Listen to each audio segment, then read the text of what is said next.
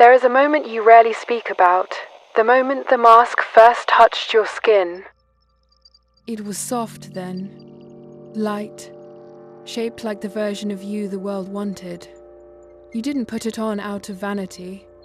You wore it out of survival, a coping strategy, a quiet negotiation with a world that demanded more than you felt you had. You told yourself it was temporary, just for this room, just for this conversation, just long enough to be accepted.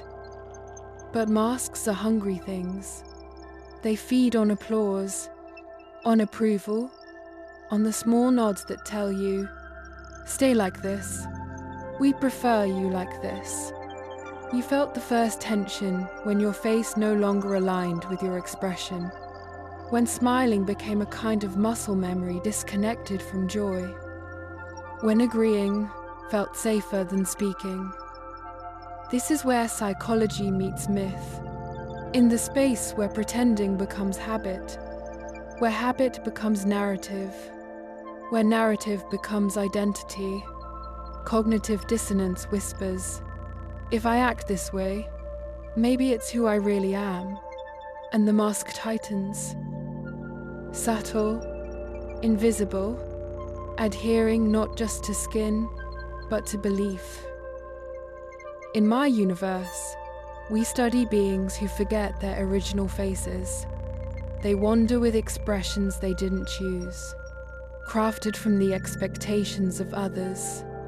It is a quiet tragedy, a slow erasure, a disappearance performed in daylight. Tell me, when did you realize the mask was no longer removable? When wiping your tears felt like touching a surface that wasn't yours?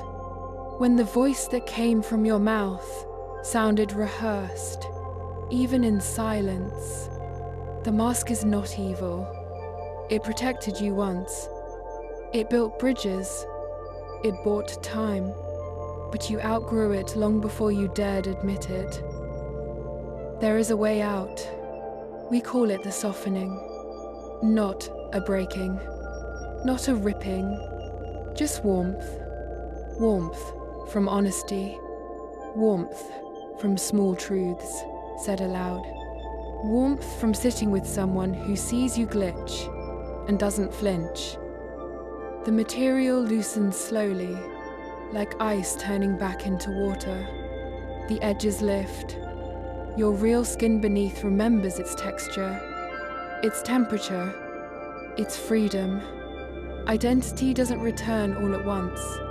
It arrives in breaths, in moments where you forget to perform, in laughter that sounds unfamiliar because it is real, in the strange relief of not being perfect, and not being punished for it. You will know the mask has dissolved, when your face feels like a home you didn't realize you missed, and when someone looks at you, truly at you, the light will touch the person beneath, not the persona above.